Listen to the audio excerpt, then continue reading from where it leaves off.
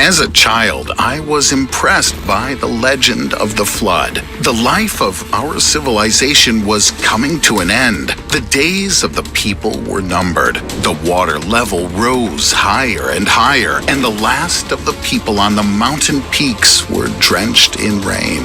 People who were punished for disobeying an angry deity didn't know their guilt. They just wanted to live. They just loved their children. They just wanted to go back to their homes. From a scientific point of view, all the water on the planet isn't enough to drown all life. But what, by and large, is the difference between them and us? After all, if a monstrous element flooded your city or your country or an entire continent, could you survive? Or would the fate of Noah be waiting for only a lucky few? It happened on the morning of December 26, 2004, 100 miles west of the island of Sumatra.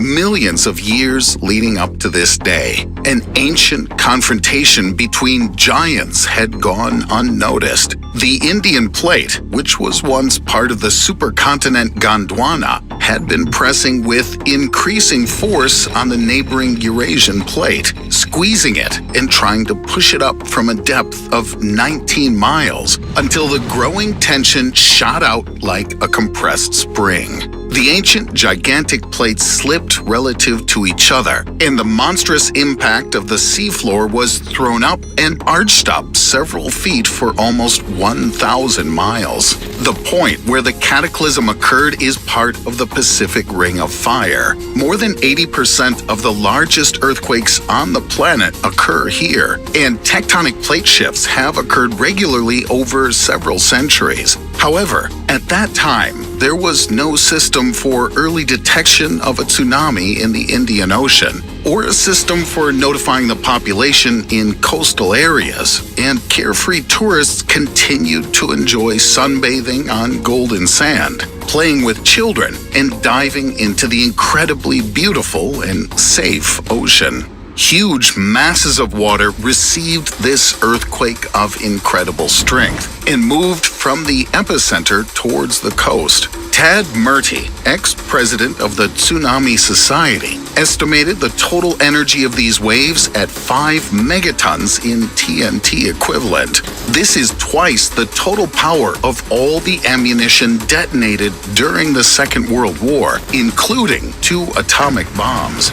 But in the first hours after the quake, the wave height didn't exceed 20 inches. Meeting such a wave in the open ocean, a ship wouldn't even have felt the pitching. But when the front of the wave began to slow down on the shallow coastal water, the height of the wave increased sharply with each passing moment. By the time the residents of the coast and tourists saw the incredibly monstrous wave and realized that it was bringing death to all living things, its height had reached 50 feet.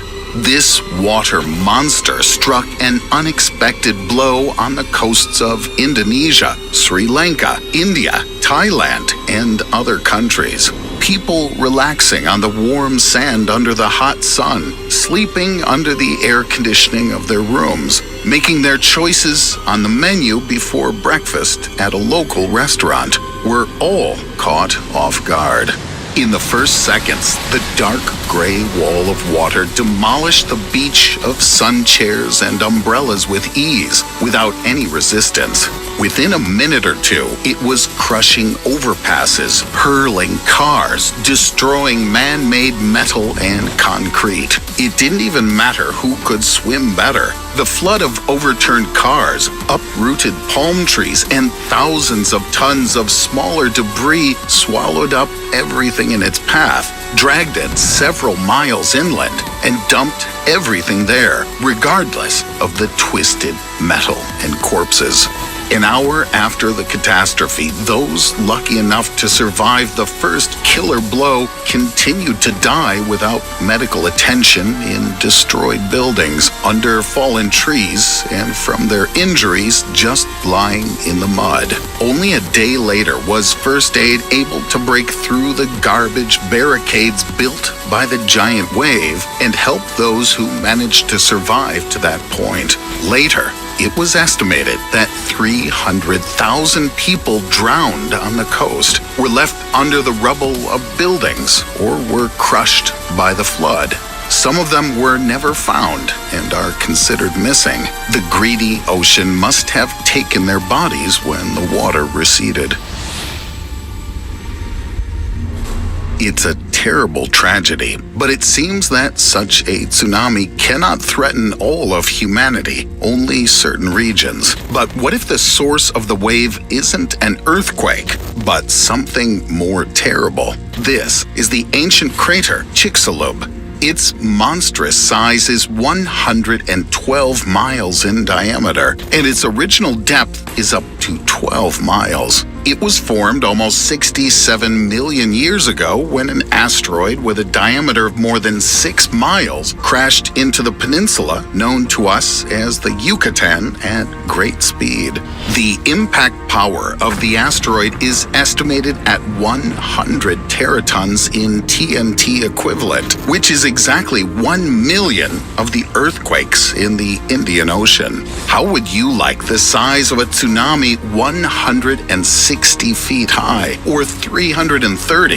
It's difficult to imagine the consequences of waves that could sweep across continents from end to end across the planet. But one thing is clear, the survivors would be few, and it's not guaranteed that under the conditions of their new life, they would be happy.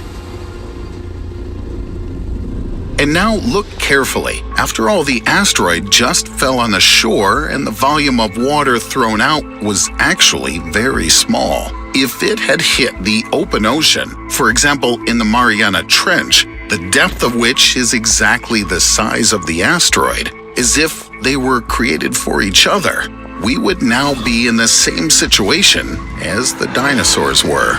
Yes, a tsunami is a monstrous, deadly disaster, but its impact is instantaneous, and afterwards, humanity has time to restore its strength and take up some measures.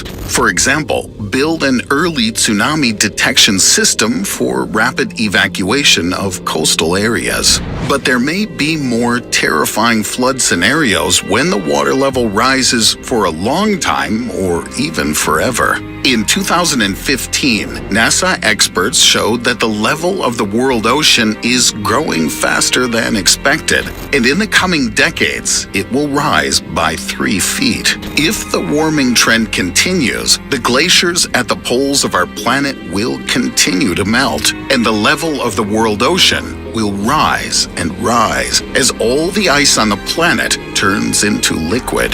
Here's a map of the continents of this future. At first glance, it may seem that the land on it looks the same as before. But then, as we approach Asia, the scale of the tragedy becomes clear. Huge cities like Kolkata and Shanghai, with a combined population of almost 19 million people, will be swallowed up by the ocean. The real catastrophe will occur in densely populated areas of Southeast Asia, in China, Bangladesh, and Indonesia. Territories with more than 1 billion inhabitants will be hidden underwater. The annual reduction of land will present new challenges to humanity. The area of arable land will be reduced, and there will no longer be enough food for humanity. New ocean expanses will increase the humidity of the atmosphere with their evaporation, and eternal rains will flood the crowded cities of the continents. But there's also good news. The rising water level and flooding of the land will occur over a period of decades or even centuries. And we'll have a chance to do something in time to ensure the possibility of survival on the smaller territory that remains. Most likely, this will be enforced by birth control, mass production of chemical food, and a new architecture of multi-tiered cities. Of course, humanity considers itself safe. When considering possible scenarios of the apocalypse, a pandemic or world war usually appears, but not a flood. Few people believe in it, but in fact, the ancient Sumerians, Greeks, Arabs, Hindus, and Chinese knew about the flood, often without being able to communicate and transmit this knowledge to each other. We can only guess how terrible and deadly the ancient catastrophe was if all the peoples of the world have preserved the memory of it, even after thousands of generations.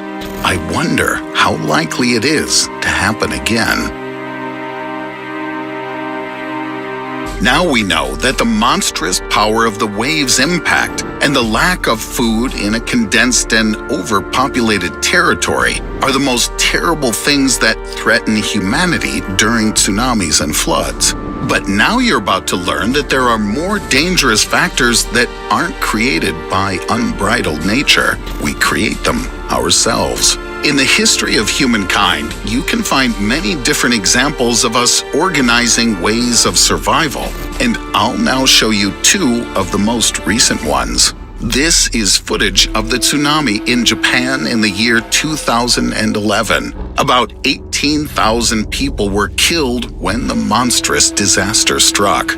Tens of thousands of survivors were cut off from the world. Fresh water and electricity weren't available in the affected areas, and the country's economy was severely damaged. How did the locals survive?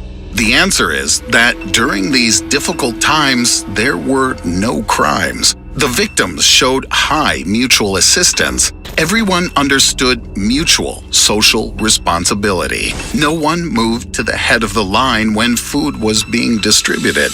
No one pushed ahead of women and children in the queue for rescuers. Thousands of ATMs were overturned and smashed all along the coast, but not a single yen was lost. The best human qualities shown by the victims in relation to each other helped to rescue and save many lives. But there are other rules of survival: to cast aside all stages of evolution and turn into an animal. This is footage of New Orleans. As a result of Hurricane Katrina in 2005, 80% of the city was flooded. Most of the residents were evacuated in advance. The lives of the remaining people were objectively not threatened by anything except other people. Gangs of looters on boats first took over the gun shops, then the jewelry stores. The city was captured by a wave. No, not a tsunami, but a wave of human violence. Just 2 weeks later, the main human values in the captured city were food and women, just like tens of thousands of years ago. It got to the point where the police were able to enter the city to restore order only with the support of the National Guard. So, if we want to be ready for the apocalypse, whether it's a flood or any other disaster, we need to start not with fuel and food supplies, not with the ability to hunt and get water. First, we must ask ourselves, who are we? People who built a civilization with the support of their own kind, or predators who survive at the expense of the weak? Share your opinion in the comments, but remember, the truth about ourselves we learn only in